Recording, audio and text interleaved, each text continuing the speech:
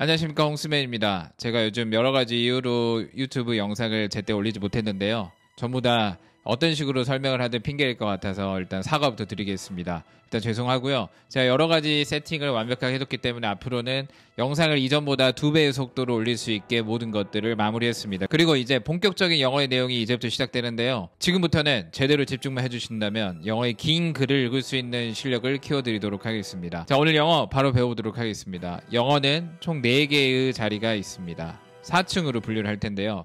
1층은 서술어 자리, 2층은 명사어 자리, 3층은 형용사어 자리, 4층은 부사어 자리, 총 4개의 자리로 구성되어져 있다라고 생각하시면 되겠습니다. 각각의 층을 어떤 조직으로 따지면 부서라고 생각해 두시면 되겠습니다. 각자 하는 역할이 다릅니다. 서술어 자리에서 역할, 명사어 자리에서 역할, 형용사어, 부사어 자리 역할이 다르다고 했는데 대략적으로 살펴보자면요. 1층 서술어 자리는 동사가 살고 있는 집입니다. 그래서 동작 또는 상태를 나타내고 싶을 때는 서술어 자리에서 의미를 만들어낸다. 명사어 자리는 영어 안에서 주어라든지 목적어 보호 안에서 핵심 주연의 역할을 담당하고 있습니다. 은는이가 또는 을을이다. 자, 우리말로 따지면 명사어는 어떤 일을 하고 있냐면 주어 자리, 목적어 자리, 보호 자리 이렇게 어려운 자리에 들어가는데 우리말의 의미로 빗대 설명을 하자면요. 주어, 목적어, 보호라는 말이 어려우면 우리말에 어떤 의미의 역할을 하고 있는가? 우리말에도 은는이가라는 말을 하고 싶거나 을르의 말을 하고 싶거나 이다라는 말을 하고 싶을 때 영어 안에서는 명사를 이용해서 말하면 되겠습니다. 명사를 넣어서 탐이 주어 자리 들어가면 탐은이 될 수 있겠고 또 명사인 탐이 목적어 자리 들어가면 을르의 말이 붙을 수 있겠다. 뭐 이 정도로 가볍게 알아두시면 되고 형용사어 자리는 명사를 설명해주는 조연의 역할을 담당하고 있다. 부사어 자리는 동사 서술어 자리의 서포트로 시작이 되었다가 부사어 자리는 영역이 지금은 넓어져서 여러 영역에서 조연의 역할을 담당하고 있다. 이 정도로 알아두시면 되고 다시 한번 해보겠습니다. 1층 서술어 자리, 2층 명사어 자리, 3층 형용사어 자리, 4층 부사어 자리가 되겠습니다. 자, 영어에서는 다행히 4개의 자리밖에 없는데 이 4개의 자리만 이해해도 영어의 기초가 완벽하게 갖춰졌다라고 이야기할 수 있겠습니다. 그래서 오늘은 이 4개의 자리 중에 명사어 자리에 대해서 배워볼 거고요. 명사어 자리에서 해결이 다 날 때까지 끝까지 배워보도록 할 거고 그 다음 서술어 자리도 배우고 형용사어 자리 배우고 부사어 자리 배우고 그 다음 4가지 자리에서 약간의 벗어나 있는 기타 조각 몇 가지 정보를 이해를 하면 영어 안의 체계를 이해할 수 있는 재료가 완성되어졌다고 볼 수 있겠습니다. 기대가 되죠? 이 4개의 자리를 앞으로 어떻게 배울 것이며 배우고 났을 때 나의 앞으로 영어 실력에 어떤 변화가 있을 건지에 대한 기대감만 가지고 가시면 되겠습니다. 제가 가장 쉽게 설명을 해드릴 테니까 부담 없이 재미있게 출발을 해보도록 하겠습니다. 자, 오늘 명사어 자리로 들어가 보도록 하겠습니다. 자, 일단 명사어 자리를 채우는 방법은 크게 3가지가 있습니다. 단어, 동사, 팀. 단어로, 동사로, 팀으로. 예를 들어 명사어 자리를 4층 건물 안에 2층에 해당하는 영역을 명사어 자리라고 했을 때 우리가 2층의 건물이 공간이 비어 있다고 생각해 보세요. 그럼 그 2층을 채울 수 있는 방법이 3가지가 있다는 겁니다. 내가 2층을 뭐 약국으로 채울 것인가 아니면 병원으로 채울 것인가 아니면 음식점으로 채울 것인가 이 3가지 옵션 중에 내가 하나를 골라서 넣기만 하면 된다는 거예요. 그래서 명사어 자리 채우는 방법은 3가지. 단어로 넣을 때도 있고요. 동사로 넣을 때도 있고 팀으로 넣을 때도 있습니다. 그래서 단어로 동사로 넣을 때는 상대적으로 짧게 들어가고 팀으로 들어갈 때는 상대적으로 부피가 큰 여러 명이 들어가서 좀 복잡한 구성이 될 수 있다. 자, 우리 너무 구조적으로 보지 마시고요. 언어라고 생각해 봅시다. 내가 최초에 누군가에게 말을 할 때 길게 말하고 싶을 때도 있고 짧게 말하고 싶을 때도 있겠죠. 아니면 적당한 길이로 말하고 싶을 때도 있죠. 명사어 자리를 조금 짧게 의미를 많이 압축해서 넣고 싶을 때는 단어로 채우고요. 조금 더 길게 말하고 싶을 때는 동사로 채우고요. 조금 더 나는 명사어 자리를 더 길게 말하고 싶다라고 할 때는 팀으로 채운다는 겁니다.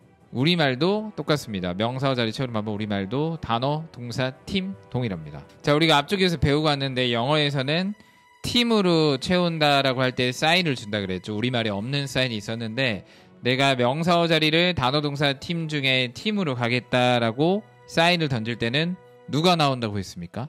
팀으로 가겠다라고 했을 때는 WH나 that을 던지고 들어간다. 그래서 영어는 더 친절하게 명사어 자리에 WH나 대시 보이면 명사어 자리 채우는 방법 단어 동사 팀 중에 팀으로 가겠다는 사인이구나 라고 캐치할 수 있는 포인트가 될 수 있다. 일단 이것만 이해하고 넘어갑시다. 자, 그럼 명사어 자리에서 본격적으로 어떤 내용을 다룰지에 대한 먼저 소개를 해드리도록 하겠습니다. 자, 우리 명사어 자리에서 대표적으로 배울 것 중에 하나가 development, developing, develop이라는 단어를 대표적으로 가져와 봤습니다. 자, 우리 뭔가 분석할 때 보여지는 그대로 심플하게 생각해보면 굉장히 쉬워질 때가 있습니다. development와 developing의 공통점은 무엇이 있을까요? 눈으로 보이지 않나요? 그 안에 둘 다 develop이 들어가 있다는 공통점이 있습니다. 차이점 어떤 것이 있나요? develop 뒤에는 ment 같은 것이 붙었고 developing 다음에는 ing가 붙었다는 차이점이 있습니다. 그러면 development와 developing의 공통점은 무엇이고 development와 developing의 차이점이 무엇인지만 정확하게 알아도 이 둘을 완벽하게 나눠볼 수 있는 선이 생기겠죠. 그렇게 접근하겠습니다. 그리고 development, developing을 배우면 하나에서 끝나는 것이 아니라 나중에 selection, selecting 무수히 많은 단어들이 있는데 이것들을 한 방에 해결할 수 있는 중심 키워드를 드리도록 하겠습니다.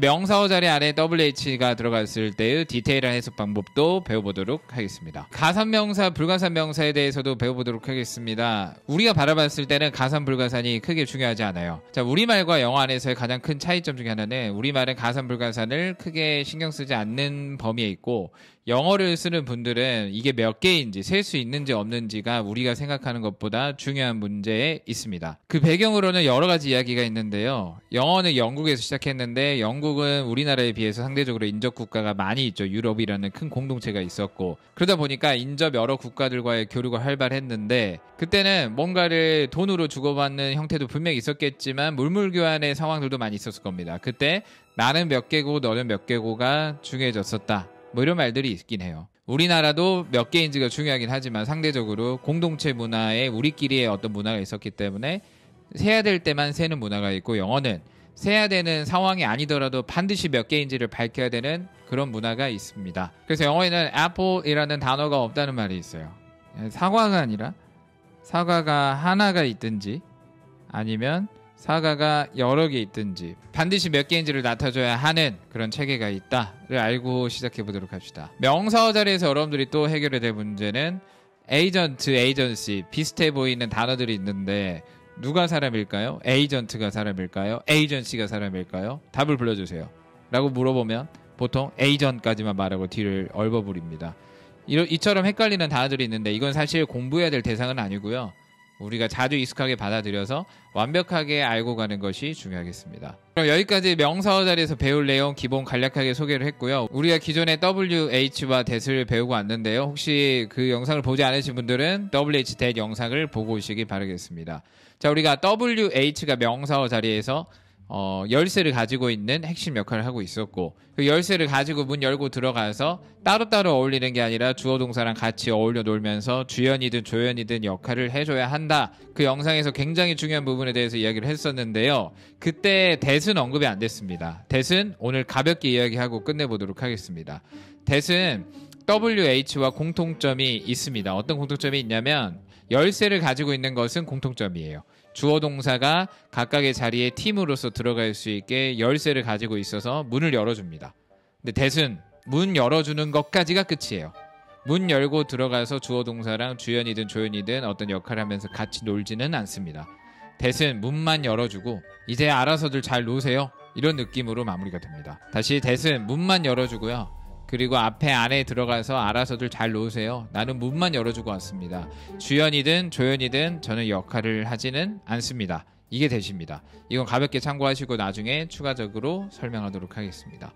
자, 오늘은 그 that의 역할보다는 that이 명사어 자리에서 눈에 띄었을 때 해석을 어떻게 할 것인가에 대한 해석법에 대해서 배워보도록 하겠습니다. 우리 명사어 자리는 어떤 섹션에 들어갈 수 있다 그랬죠? 주어 자리에 들어가든가 은는이가 아니면 을을에 해당하는 목적어 자리에 들어가든가 아니면 비동사 뒤에 보호 자리에 들어갈 수 있다고 배웠습니다. 그럼 that이 주어팀, 목적어팀, 보호팀에 들어갈 수 있다는 건데 그때그때 해석 방법은 주어가 동사한다는 것이라는 프레임을 입혀주기만 하면 끝이 납니다. 자, 주어 자리에 대절이 보인다 하면 은는이가를 붙여주면 되겠죠. 주어가 동사한다는 것은 목적어 자리에 대절이 보인다. 그러면 주어가 동사한다는 것을, 보호 자리에 대절이 보인다라고 하면 주어가 동사한다는 것이다. 다시 한번 대을 명사어 자리에서 만났을 때 해석 방법은 주어팀에 들어갔을 땐 주어가 동사한다는 것을, 목적어 자리 갔을 때는 주어가 동사한다는 것을, 보어팀으로 만났을 때는 주어가 동사한다는 것이다. 그대로 해석만 해주세요. 이거는 고민하지 말고 분석하지 말고 해석 방법은 사람 이름과 같은 거라고 했습니다. 사람 이름. 저는 홍준입니다 라고 하면 알겠습니다. 끝. 자, 그럼 본격적으로 들어가 보도록 하겠습니다. 우리가 문장을 읽을 때 일반적으로 주어가 먼저 나올 확률이 굉장히 높은데 그 자리를 대수로 출발했습니다. 그럼 주어 자리를 단어 동사 팀 중에 팀으로 가겠다는 사인을 던졌고요. 우리가 주어 자리에 대절을 만나면 해석 어떻게 하기로 했나요? 주어가 동사한다는 것은 이라는 프레임을 두고 단어만 넣어주시면 끝이 납니다. 그럼 해볼까요? 내가 산다는 것은 그대로 하시면 돼요. 내가 산다는 것은 여기에서 is meaningful, 의미가 있다. 뭐 이런 식으로 마무리. 벌써 끝이 났습니다. 여러분들이 생각해서 유연하게 해보세요라고 하면 더 어려워질 수 있는데 일단 지금은 그대로 해보시라 하셨습니다. 근데 제 경험상 해석 방법을 드려도 절대 그대로 하는 친구들이 거의 없다고 보시면 돼요. 1%도 되지 않습니다. 지금 무시하는 것 같다고요? 지금 도발하시나요? 맞습니다. 도발하고 있고요. 여러분들을 이 부분에 있어서는 제 말을 따라주지 않는 것으로 저는 그동안 경험을 많이 해왔기 때문에 한번 그 부분을 버텨주시면 1% 안에 들어가시는 영어를 배우는 그런 자세가 만들어진다는 거예요. 주어가 동사한다는 것은 굉장히 쉽습니다. 자, 이 문장도 보겠습니다. 나의 목표는 이라는 주어로 출발했고요. 주어 자리를 단어로 채웠습니다. 그리고 비동사가 보입니다. 우리 비동사 뒤는 보호 자리라고 했고요. 보호 자리 채우는 방법도 마찬가지로 채우는 방법은 세 가지가 되겠습니다. 단어로, 동사로, 팀으로. 대시 보인다는 것은 보호 자리를 단어, 동사, 팀 중에 팀으로 가겠다는 사인을 던지고 있습니다. 우리 아까 배웠죠? 보호 자리를 대수로 가겠다라는 것은 해석이 주어가 동사한다는 것이다로 바뀐다고 했습니다. 그러면 나의 목표는 주어가 동사한다는 것입니다. 내가 공부하는 것입니다. 뭐를, 영어를 2번에서 3번 정도 일주일당 최소라는 말로 마무리가 되었습니다. 보호자리 해석 방법, 대절로 들어갔을 때 주어가 동사한다는 것이다. 그대로 따라주시기만 하면 끝. 자, 이 문장도 하나씩 천천히 가보도록 하겠습니다. 그 회사는 결정했습니다. 근데 여기서 여러분들이 우리 앞서 배웠던 1번 스위치를 눌러주셨어야죠. 어떤 회사인데? 라고 물어보셨어야 됩니다. 어떤 회사인데? 라고 물어봤으면 저는 뭘 할 수 있을까요? 그 회사가 어떤 회사냐면 내 회사에 대한 설명을 쭉 이어갈 수가 있겠죠. 근데 여기서는 그 회사에 대한 설명을 해주지 않았습니다. 그 말은 중요하지 않거나 너가 알고 있거나 아니면 일단 넘어가고 싶거나 넘어가 보겠습니다. 그 회사는 결정했습니다. 2번 스위치. 뭐를 결정했는지가 궁금합니다. 우리 타동사 뒤에는 뭐를이 궁금해서 뭐를에 대한 정보를 채워주기로 했습니다. 다시 그 회사는 결정했습니다. 뭘 결정했냐면 뭐를에 대한 목적어가 나올 타이밍이 되었습니다. 우리 목적어 자리 채우는 방법도 마찬가지로 단어, 동사, 팀 중에 하나를 넣어주기로 했습니다. 근데 내 눈에 또 대시 보인다는 건 목적어 자리를 단어, 동사, 팀 중에 팀으로 가겠다는 사인이 되겠습니다. 우리 목적어 자리를 대절로 채우면 아까 해석 어떻게 하기로 했죠? 주어가 동사한다는 것을, 그 회사는 결정했습니다. 주어가 동사한다는 것을 이렇게만 해줘도 해석이 끝이 난다는 거예요. 왜 이거를 알려주질 않나요? 여러분들 알고 계셨나요? 나는 대절 해석 방법을 알고 있었다. 이게 가장 중요하고 진짜 자주 나오는데 왜 이걸 지금까지도 확실하게 알려주지 않나요? 저도 이걸 처음에 받아들이고 적용해봤을 때 엄청난 충격에 빠졌습니다. 왜 이거를 10년간 몰랐지? 어떻게 하면 이거를 10년 동안 비밀처럼 숨겨놓을 수 있지? 그게 더 신기했습니다. 자, 그 회사는 결정했습니다. 뭐를? 그 제품들이, 여기서도 여러분들이 1번 스위치, 어떤 제품들인데 할 수 있었지만 설명이 나오진 않았어요. 우리가 궁금하다고 모든 설명이 나올 수는 없다고 했습니다. 자, 문장 대절 뒷부분 조금 바꿔서 그 회사는 결정했습니다. 뭐를? 주어가 동사한다는 것을. 그 회사 직원들이 출시한다는 것을 결정했습니다. 뭐를? 새로운 제품들을 말해. 그해 말해. 말해 어떤 말이냐면 그해. 자, 우리 전치사 목적어도 배웠죠? at the end도 전치사 목적어고요. of the year도 전치사 목적어인데 연말에 하면은 또 영어의 순서에 손을 댄 겁니다. at the end는 when에 대한 이야기로서 부사어 자리고요. 그다음에 말이라고 했을 때 이번 주 말인지 이번 달 말인지 오늘의 끝점인지 알 수가 없기 때문에 end에 대한 설명을 해주는 of the year 형용사어 자리가 되겠습니다. of the year는 end를 설명해주는 형용사어 자리가 된다. 이건 추가적으로 그냥 알아두시고요. WH를 명사어 자리에 만났을 때 해석 방법을 배우도록 하겠습니다. 아주 약간만 달라요. WH가 주어 팀에 들어갔을 때는 주어가 동사하는 가는, 목적어 팀에 들어갔을 때는 주어가 동사하는 가를, 보호 팀에 들어갔을 때는 주어가 동사하는 가이다. 그대로 단어만 넣어주시면 끝이 나겠습니다. 자, 문장을 시작하려는데 주어 자리에 WH가 보입니다. 그 말은 주어 자리를 단어 동사 팀 중에 팀으로 가겠다는 사인. 우리 WH가 보이면 주어가 동사하는 가는으로 해석하면 된다고 했습니다. 우리 Y의 뜻은 아주 잘알고 있죠. 왜라는 의미를 넣어서 해석해 보겠습니다. 왜 탐이 떠나는 가는 is unclear, 분명하지 않습니다. 끝. 모니카는 설명했습니다. 주어 동사가 나왔고요. 궁금하죠? 뭐를 설명했는지가 궁금합니다. 뭐를 궁금했다는 건 목적어 자리가 뒤에 나온다는 거를 알려주고 있어요. 의미적으로. 목적어 자리 채우는 방법도 단어로, 동사로, 팀으로 세 가지가 있는데 WH가 보인다는 건 목적어 자리를 단어, 동사, 팀 중에 팀으로 채웠다는 걸 알 수 있겠습니다. 우리 목적어 자리를 WH로 채웠을 때 해석 방법은 주어가 동사하는 가를, 제가 속도를 내고 있는 이유는 전혀 이해를 할 부분이 없기 때문에 그대로 받아들이시면 되는 단순한 영역입으로 속도를 조금 더 내보도록 하겠습니다. 마치 1.5배속이 걸린 것처럼요. 자, 그럼 명사어 자리에 WH를 거의 다 배웠다고 보시면 돼요. 명사어 자리를 단어, 동사, 팀 중에 팀으로 채울 때는 that과 WH를 던지고 들어가기로 했고요. 그리고 명사어 자리 안에서 WH 주연으로 쓰이는 것들이 있고 조연으로 쓰이는 것들이 있고 주연, 조연 둘 다 되는 what, which 같은 것들도 있었고요. 그리고 that은 명사어 자리에 주어 동사의 문을 열어주긴 하지만 어울려 도는 주연, 조연의 역할을 하지는 않고 문만 열어주는 역할을 하고 있다. 그리고 that과 WH 명사어 자리, 주어, 목적어, 보호 자리 들어갔을 때의 해석 방법까지도 배웠습니다. 이제 that과 WH를 명사어 자리 안에서는 무서워하거나 어려워할 필요가 없습니다. 어려운 문법 용어 없이 끝을 냈습니다. 그러면 조금 더 해석을 해보도록 할게요.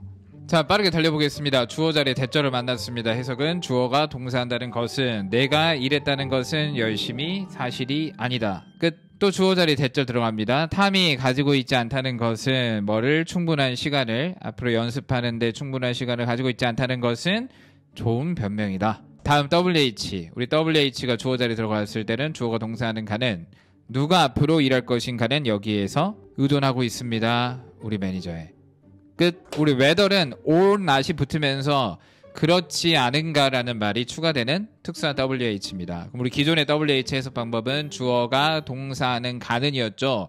whether이 들어갔을 때는 주어가 동사하는가 그렇지 않은 가는, 목적어 자리 들어가면 주어가 동사하는가 그렇지 않은 가를, 보호팀에서는 주어가 동사하는가 그렇지 않은 가이다.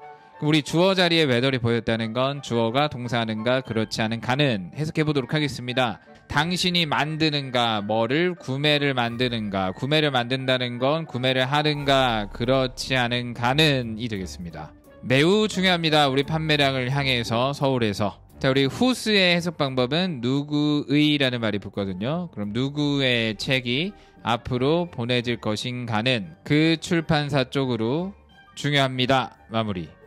누구의 책이 앞으로 보내질 것인가는 주어가 동사하는 가는이 정해져 있고요.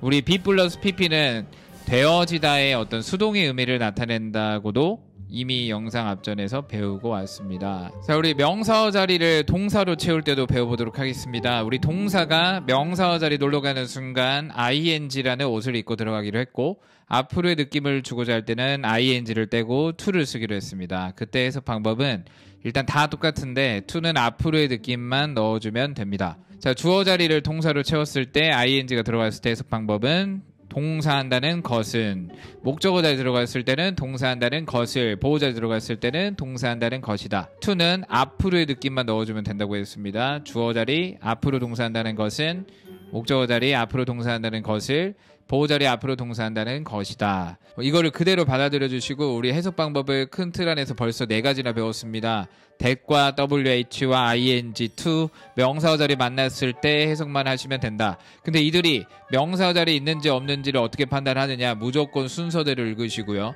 순서대로 읽으면서 명사가 어떤 명사인지, 동사에서 자동사인지 타동사인지 을를 궁금해가며 스위치를 눌러가면서 봤을 때 정체가 밝혀진다. 여기까지 배웠습니다. 자, 이 문장 단어 뜻을 알려드리겠습니다. have to는 뭘 해야만 한다의 느낌이 있고요. do는 하다, continue는 계속 이어가다, develop 개발하다, 우리의 제품 라인, 여기까지 단어 뜻은 다 알고 계실 겁니다. 그리고 방금 해석하는 방법을 4가지 배웠는데 그중 3가지나 들어가 있습니다. WH와 to가 들어가 있을 때와 ing가 들어가 있을 때의 해석 방법까지 배웠으니 지금까지 배운 모든 해석 방법을 총동원하셔서 해보시기 바라겠습니다.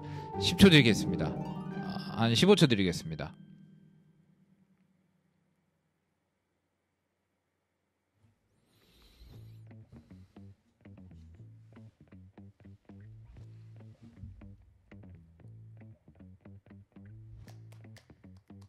예전에 배운 것도 한번 해보도록 하겠습니다. 우리 WH가 나오면 어떤 팀인지 보기로 했죠.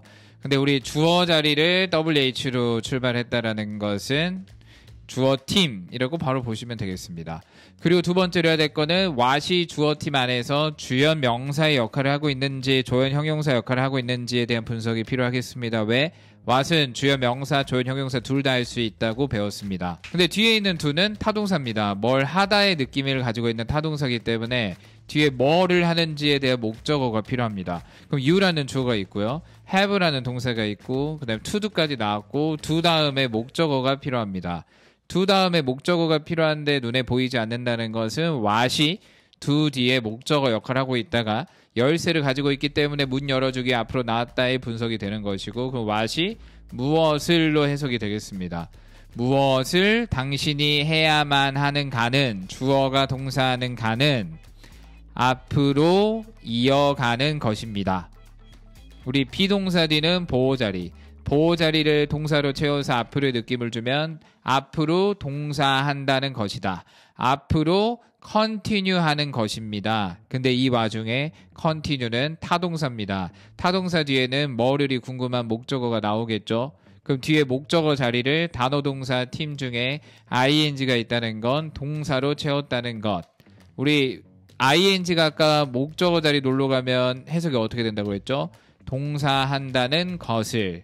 다시 무엇을 너가 해야만 하는 가는 앞으로 continue 하는 것이다. 앞으로 이어가는 것입니다. 뭐를? 개발한다는 것을. 또 여기서 develop이 타동사이기 때문에 우리 타동사는 목적어를 항상 데리고 다닌다고 했습니다. 예외가 아니라면요. 뭐를 개발하냐면 우리 제품 라인을. 끝.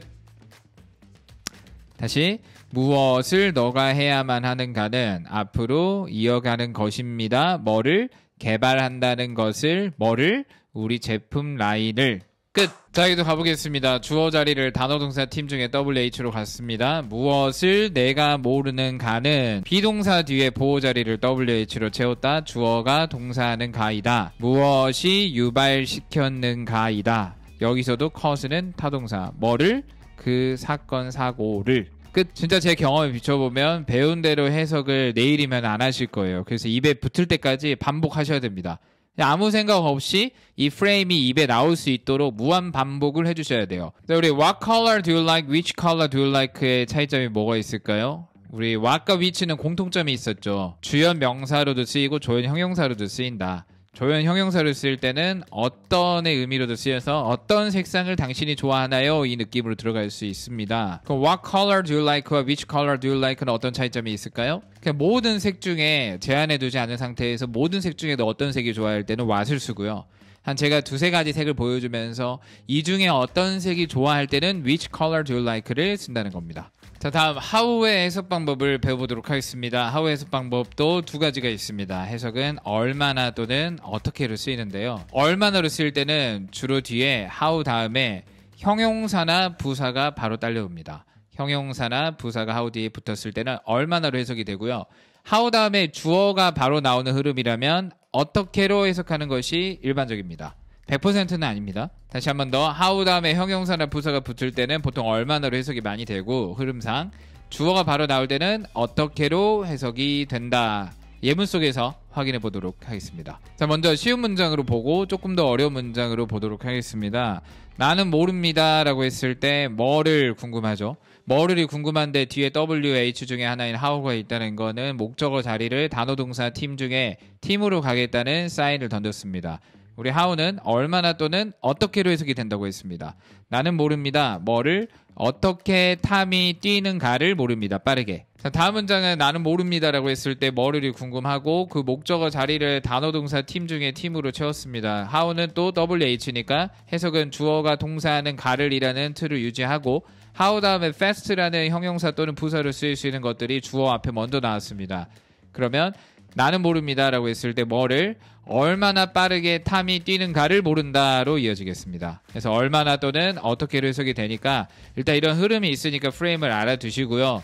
대신에 기계적으로 하지 말고 그 상황 안에서 말이 되는지에 대한 최종 점검이 필요하겠습니다. 자, 다음 어려운 문장으로 보겠습니다. how 다음에 wisely라는 부사가 나왔기 때문에 얼마나로 해석이 되겠습니다. 그래서 얼마나 현명하게 우리가 operate, 작동시킬 수 있는 가는, 여기서도 주어가 동사하는 가는의 프레임을 유지하셔야 됩니다. 얼마나 현명하게 우리가 작동시킬 수 있는 가는, 이 와중에도 operate가 타동사이기 때문에 뒤에 목적어가 필요하겠습니다. 이 머신을 앞으로 설명하는 게 아니라 B 플러스 PP가 나왔으므로 설명되어질 겁니다. 어디에서? 끝에서. 어디 끝이야 또 end를 설명해주는 형용사어 자리를 전치사 목적어로 이 책의 끝에서 이 책에 대한 설명을 조금 더 붙여준다면 더 어려운 문장이 되겠죠. 여기서 더 어려워질 수 있는 문장을 만들어 볼까요? 이 기계가 어떤 기계인지 설명해주는 말을 길게 써주고 그 다음 책을 설명해주는 형용사어 자리를 여기서 길게 써준다면 이 자체만으로도 아까보다 훨씬 더 어려운 문장이 될 수 있습니다. 다음 문장도 거의 비슷한데 how 다음에 주어가 바로 나왔으므로 어떻게로 유지해 주시고요. 주어가 동사하는 가는의 프레임을 그대로 넣어주시면 됩니다. 어떻게 탐이 얻었는가는 뭐를 좋은 점수들을 그 테스트에서 앞으로 설명되어질 것입니다. 끝에 어디 끝에? 이 책의 끝에. if는 두 개의 팀에서 역할을 하는데요. 목적어 팀 아니면 부사 팀에서의 역할을 합니다. 일단 받아들입시다. 목적어 팀, 부사 팀에서 역할을 하고 있다. 목적어 팀에 들어갈 때는 아까의 whether처럼 해석이 되어서 주어가 동사하는가 그렇지 않은 가를로 해석이 되고요. 부사 팀에 들어갔을 때는 조건의 의미로서 주어가 동사한다면의 의미로 해석이 됩니다. 다시 목적어 팀일 때는 주어가 동사하는가 그렇지 않은 가를, 부사팀에서는 주어가 동사한다면. 그러면 목적어로 쓰였는지 목적어로 쓰이지 않았는지만 확인하면 되겠습니다. 나는 요리할 수 있습니다. 오늘 저녁에 요리를 한대요. 근데 여기서는 뭐를 궁금한 타이밍이 나온 것이 아니기 때문에 여기 있는 if는 추가적인 정보로서 들어간 부사팀이 되겠습니다. 우리 지난 시간에 외웠던 종속 접속사라고 외웠던 그런 것들이 전부 다 부사팀을 이끄는 접속사인데요. 그럼 여기서 if는 부사팀이 들어갔기 때문에 해석을 주어가 동사한다면으로 해줘야 되겠습니다. 그것이 필수적이라면. 탐은 물어봤습니다. 뭐를 물었는지 궁금한 타이밍에 if가 보인다. 목적어 나올 팀에 if가 들어갔다는 것은 목적어 팀에 if가 들어가서 해석을 whether처럼 하겠다는 것. 그럼 주어가 동사하는가 그렇지 않은 가를, 그는 탐은 물었습니다. 뭐를? 내가 알고 있었는가를, 영어를 알고 있었는가를 그렇지 않은가를 물어봤다. 이렇게 if도 그때그때 해석이 달랐는데 느낌으로 하는 게 아니라 어떤 팀에 어떤 포인트 들어갔는지, 목적어 자리에 들어갔는지 아니면 그 외의 자리에 들어갔는지를 판단하시면 if의 체계적인 해석이 가능하겠습니다. 자, 오늘 디벨로핑과 디벨롭먼트의 차이점, 공통점에 대해서 배워보도록 하겠습니다. 우리 겉으로만 봤을 때 바로 알 수 있다 그랬죠. 디벨로핑과 디벨롭먼트의 공통점은 둘 다 디벨롭으로 시작을 했다. 차이점은 뒤에 ing가 붙어있고 ment 같은 이상한 것들이 붙어있다. 뒤에 말꼬리가 다르다는 점이 있습니다. 그럼 공통점부터 다시 한번 이야기해 볼게요. 아까 사실 이야기 다 나왔는데요. 둘 다 develop이라는 개발하다라는 동사에서 시작했습니다. 자, 먼저 ing부터 해결해 보도록 하겠습니다. 우리 develop이라는 동사의 집은 무슨 자리였나요? 1층 서술어 자리였습니다. 우리 동사는 서술어 자리가 본래 집이라 그랬죠. 근데 동사의 특징은 다른 자리에 놀러 갈 수 있다라고 했습니다. 근데 다른 자리 놀러 갔을 때는 내가 더 이상 주인이 아니고 다른 자리 놀러 갔다의 사인이 필요하다라고 했습니다. 그때 우리 develop이라는 동사가 다른 층, 특히 명사어 자리 갔을 때 뭘 입고 들어가기로 했나요? ing를 입고 들어가기로 했습니다. 그럼 ing를 입었을 때 확실하게 사인이 되죠. develop은 서술어 자리에 있다는 것을 알려주고 developing이 됐을 때는 명사어 자리 내가 다른 자리 놀러 갔다는 것을 알려주는 사인이 될 수 있다. developing은 명사어 자리의 주인인가요? 아니면 게스트로 갔나요? 지금 손님으로서 잠깐 놀러 간 겁니다. 주인이 아니고 손님으로서 잠깐 놀러 가 있는 그런 형태가 되겠습니다. 근데 developing이 명사어 자리 가보니까 괜찮아. 2층이 괜찮은 거예요. 그래서 내가 나는 이제부터 2층에 살아야 되겠다. 명사어 자리의 주인이 돼야 되겠다라고 마음을 먹었습니다. 원래 1층 서술 자리에서 태어나고 자랐는데 명사어 자리 2층에 놀러 갔다가 명사어 자리가 마음에 들어서 나는 이제부터 2층의 주인으로서 살겠다라고 마음을 먹었습니다. 그러면 뭐부터 떼야 될까요? 우리가 developing이라는 것은 잠깐 놀러 온 손님에 대한 사인이라고 했으니 나는 2층의 주인이 될 거야 라고 마음을 먹는 순간 ing를 먼저 떼주셔야 돼요. ing를 떼야만 더 이상 손님이 아니라는 사인이 된다는 겁니다. 근데 ing를 뗐을 때 어떤 문제가 됐나요? 2층의 손님은 아니지만 서술어 자리, 1층 서술어 자리의 주인처럼 보이고 있다는 거예요. 그래서 제3의 새로운 옷을 만들어내야 됩니다. 이때 ing도 아니고 develop 원형도 아닌 나는 원래 1층에 develop은 태어났지만 명사어 자리 놀러 갔다가 내가 명사어 자리 주인으로서 계속 여기 살고자 할 때는 ment와 같은 새로운 것들을 붙이기 시작해요. 이때는 불규칙 변형이 있어요. ment를 붙일 때도 있고 tion을 붙일 때도 있고 이걸 불규칙 변하기 때문에 자주 접하면서 익숙하게 만드셔야 될 부분입니다. 이해할 영역은 아닙니다. 새로운 옷을 만들어냈다고 생각하시면 돼요.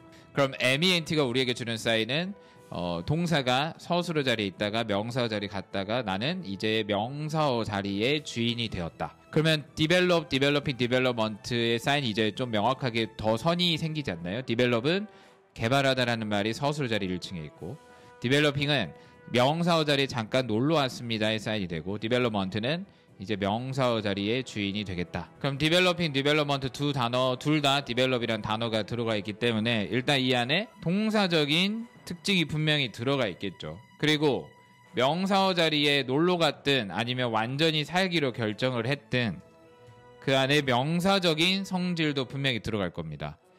근데 놀러 갔을 때는 여전히 명사라기보다는 동사에 가깝다라는 생각을 해볼 수 있고 이제 development는 완전히 명사가 되기로 결심했기 때문에 명사화 되었다고 생각할 수 있습니다. 예전에 developing 같은 단어를 이러한 이유로 동명사로 불렀습니다. 동사적 성질이 있고 명사적 성질이 있기 때문에 동명사로 불렀는데 정확하게는 동사가 명사 자리 같지만 여전히 동사적 성질이 더 강한 것이 동명사였고요. development는 예전에 뭐 따로 용어를 붙이진 않았는데 이러한 원리로 이러한 새로운 옷이 입혀졌다라고 보시면 되겠습니다. 그럼 예전에 어떤 문제들이 나왔었냐면요. 이렇게 빈칸을 하나 뚫어두고 developing이 들어가는 게 맞냐, development가 들어가는 것이 맞냐의 문제, A or B 같은 문제가 나올 수 있다는 겁니다. 그럼 이 차이점을 모르면 또 느낌대로 찍었을 텐데 이 둘을 정확하게 나누는 기준이 있습니다. 그 세 가지가 뭐냐면 자 일단 따라해 봅시다. 목적어, 한정사, 형용사. 다시 목적어, 한정사, 형용사. 목적어, 한정사, 형용사. 먼저 develop은 타동사인가요? 자동사인가요? 개발하다라는 말은 뭐를 개발할 건지 궁금하기 때문에 당연히 목적어를 써줘야 하는 타동사에 가깝겠습니다. 그럼 develop 다음에 예를 들어 그 프로그램을 이라는 목적어를 썼다고 해봅시다. 개발하다 뭐를 그 프로그램을. 예전에 배웠습니다. 동사가 타동사일 경우에는 다른 자리 놀러 갔을 때도 목적어를 여전히 데려갈 수 있다라는 말이 나왔습니다. 목적어는 우리가 꼭 챙겨야 될 대상으로서 타동사는 목적어를 책임지고 데리고 다녀야 한다. 이유는 그래야 의미가 되니까요. 그래서 developing은 명사어 자리 놀러 갔다 하더라도 the program이라는 목적어가 있다면 당연히 데리고 가야 한다. 목적어를 데리고 갈 수 있는 이유는 뭘까요? 아까 말씀드렸다시피 developing은 명사 자리 있긴 하지만 동사적 성질이 더 강하기 때문에 목적어를 데려갈 수 있다는 겁니다. 근데 우리 development는 동사에 가까웠나요? 명사에 가까웠나요? 명사에 가까웠습니다. 우리 명사는 목적어를 책임질 수 없습니다. 우리 영어에서 목적어를 공식적으로 쓸 수 있는 두 가지는 타동사와 전치사밖에 없었습니다. 그래서 develop도 developing도 목적어를 쓸 수 있었던 이유는 타동사적 성질이 강하게 있기 때문에 development는 의미적으로는 궁금하긴 해요. 제가 한번 전화 걸었다고 생각해 봅시다. 개발이란 단어만 말하고 개발하고 전화를 끊었다고 생각해 보세요. 여전히 궁금하죠. 뭐를 개발하는지. 타동사는 의미적으로 어떤 형태로 바뀌든 간에 뭐를이 궁금합니다. 그래서 개발이란 단어는 목적어가 필요합니다. 그럼 목적어를 한번 써볼까요? 자, 타동사는 목적어를 살 수 있는 돈이 있습니다. 근데 디벨롭먼트는 명사기 때문에 목적어를 살 수 있는 돈이 없어요. 목적어를 살 수 있는 돈이 없다. 우리 돈이 없는데 뭔가를 사야 하면 어떻게 될까요? 빌려야 됩니다. 이대로 가면 지금 더 프로그램이란 목적어를 훔친 것과 같습니다. 목적어를 사기 위해 돈을 빌려야 됩니다. 누구를 빌려야 될까요? 이때 전치사를 써주는 거예요. 우리가 목적어를 쓰고자 하는데 쓰기 어려울 때는 전치사를 빌려 쓴다. 그럼 디벨로핑과 디벨롭먼트의 가장 큰 차이점이 느껴지시나요? 디벨로핑은 목적어를 바로 데려갈 수 있고 바로 살 수 있고, 디벨롭먼트는 목적어를 사기 위해 돈이 부족하기 때문에 전치사를 빌려 써야 된다. 자, 여기서 키워드 하나를 더 던져보겠습니다. 우리 형용사라는 것에 대한 이야기를 했습니다. 형용사를 어렵게 생각할 필요가 없다고 했어요. 그냥 명사를 설명해주는 역할을 한다. 명사, 그 책이 어떤 책인지 설명해주고, 차는 어떤 차인지 설명해주고, 그 프로그램은 어떤 프로그램인지 설명해주는 것이 형용사다. 자, 우리 형용사는 명사를 설명해준다라고 했습니다.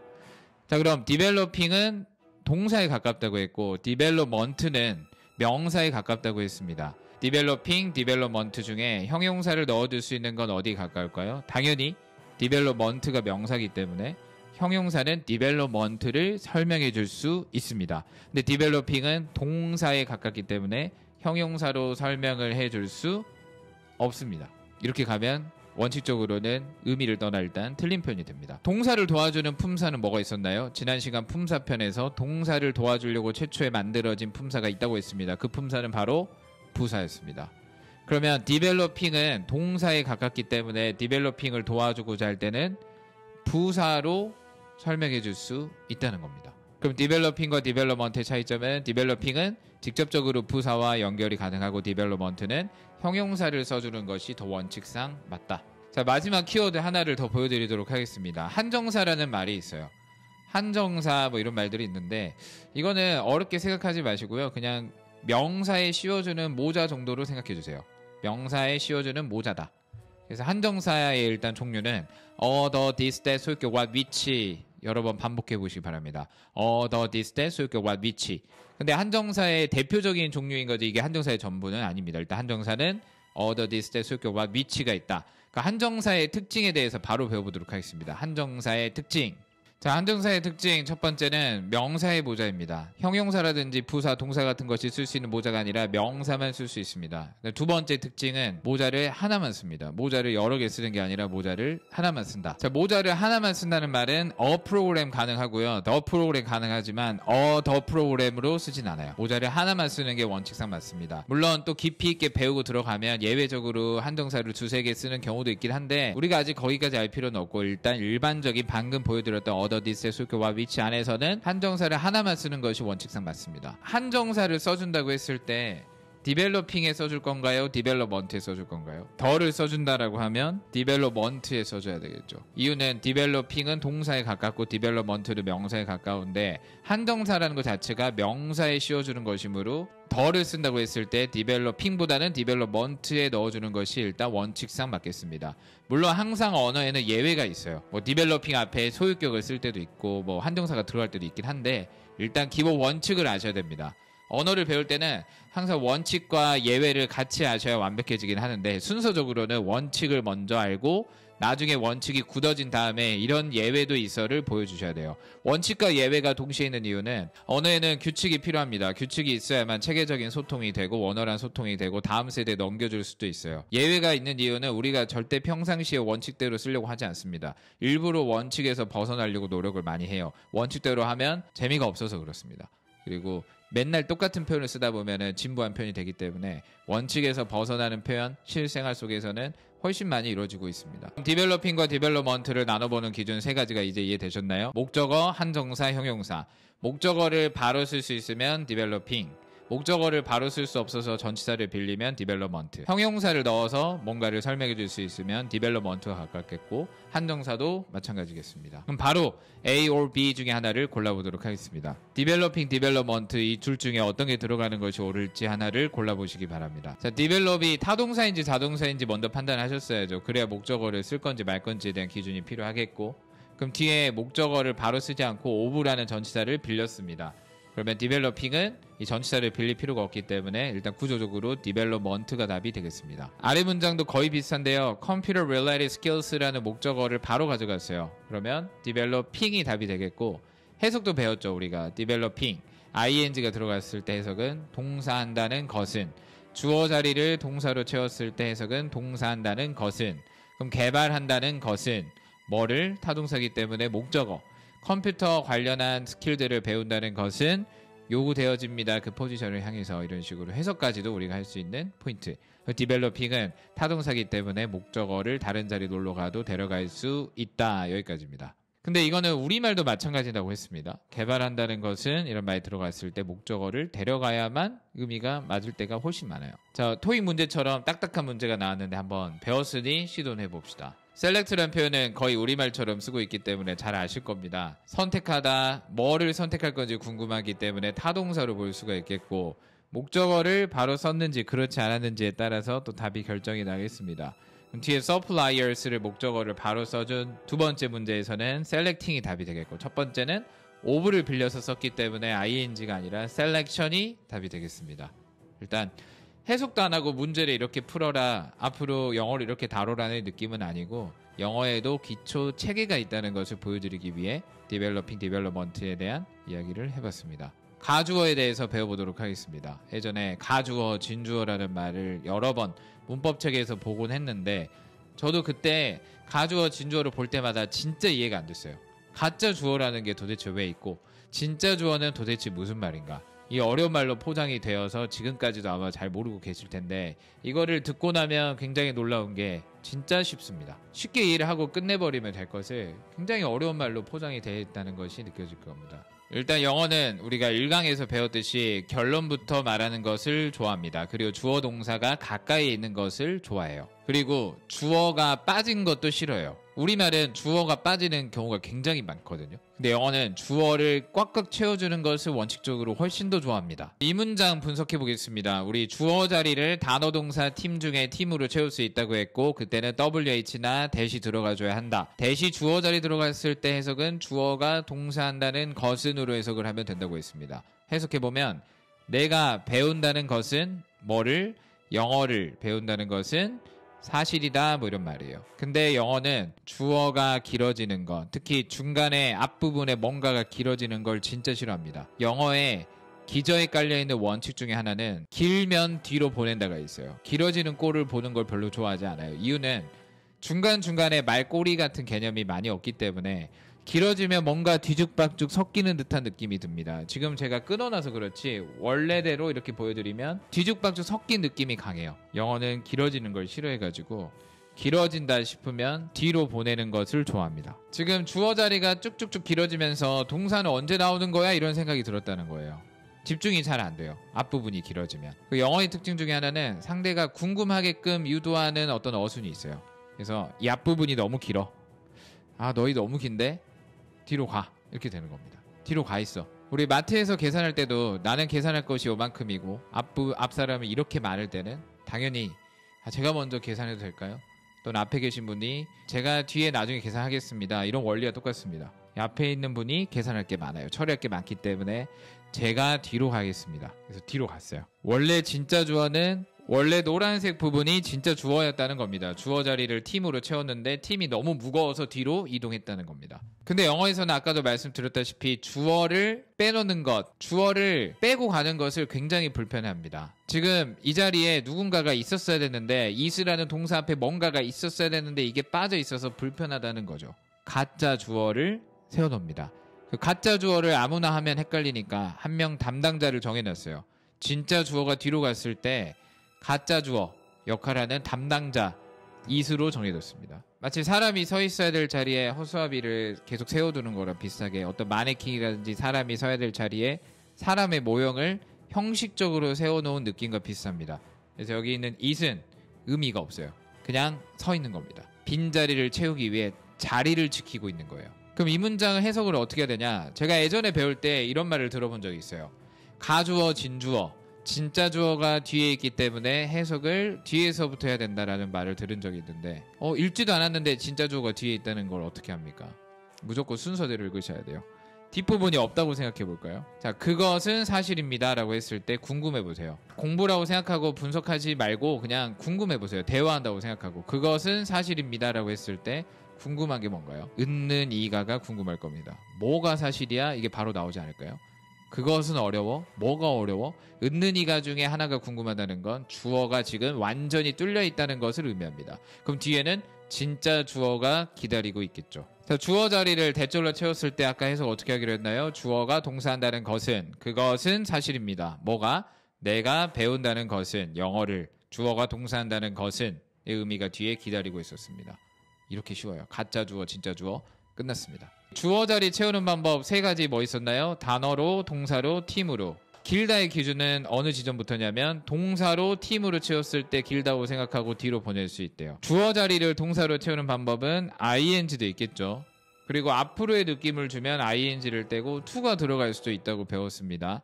우리 동사로 채우는 방법 ing, 앞으로의 느낌 줄 때는 to, 팀으로 채울 때는 wh나 that. 이게 헷갈린다면 지금 위에 링크로 떠있는 그 링크를 클릭하셔서 그 영상을 보고 오셔야 되겠습니다. 자, 이 문장도 한번 해석을 시도해 보도록 하겠습니다. 해석 방법도 배웠고 원리도 다 배웠는데 제가 단어 뜻만 알려드리겠습니다. necessary는 필수적인, restore는 복구하다, process 뭐 우리말처럼 쓰고 있고, select은 아까도 나왔고요. candidate는 뭐 후보자 정도가 되겠고, of competition 공개 경쟁, 열려있는 경쟁 정도로 받아들이시면 되겠습니다. 해석해 보세요.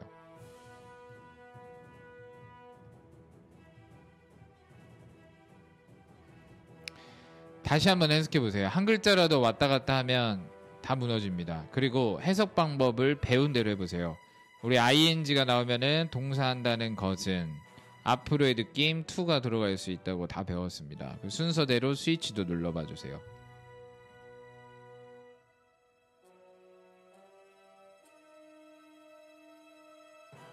가보겠습니다. 그것은 필수적입니다 라고 했을 때 그것이 뭔지를 모르겠습니다. 주어가 뚫려 있습니다. 주어가 뚫려 있는데 그 자리에 it이 서 있다. 가짜 주어가 되겠고 뒤에는 진짜 주어가 기다리겠습니다. 진짜 주어 자리 동사로 또는 팀으로 채우는 방법 ing 앞으로의 느낌 to, that wh가 뒤에 기다리고 있겠죠. 뭐가 기다리고 있나요? to. 주어 자리를 to 다음에 동사가 다 들어간다면 앞으로 동사한다는 것은으로 해석해버리면 끝난다고 했습니다. 그것은 필수적입니다. 뭐가 필수적이야? 앞으로 복구한다는 것은. 이 와중에 restore는 타동사기 때문에 주어 자리에 놀러 갔다 하더라도 목적어를 데려가야 되겠습니다. 뭐를 복구하는 것이 필수적이냐면 그 프로세스를 복구하는 것이 필수적이야. 궁금하죠?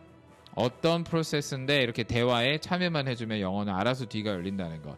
어떤 프로세스냐면 그럼 뒤에는 프로세스의 내용을 설명해 주겠죠. 아, 선택하는 프로세스야. 선발하는 프로세스야. 궁금하죠? 여기서도 select은 또 타동사이기 때문에 목적어가 필요하겠습니다. 누구를? 후보자들을 셀렉하는 프로세스. 여기서도 어떤 후보자들인데 라고 했을 때 그 후보자들은 공개 경쟁 안에 있는 후보자들. 그럼 셀렉팅도 한번 볼까요? 전치사 뒤는 목적어 자리라고 했습니다. 우리 목적어 자리 채우는 방법 세 가지 뭐 있었나요? 단어, 동사, 팀.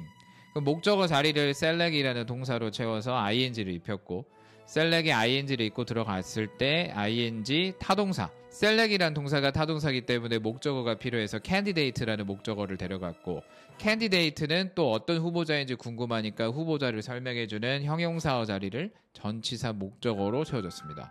자, 이제 해석 몇 문장 하고 마무리하겠습니다. 그것은 도움이 됩니다. 뭐가 도움이 되는데? 앞으로 읽는다는 것은 도움이 됩니다. read는 또 타동사이기 때문에 뭐를 읽는지 궁금합니다. 뭐를 읽는 것이 도움이 되냐면 그 설명 내용들을 instructions를 읽는 것은 도움이 됩니다.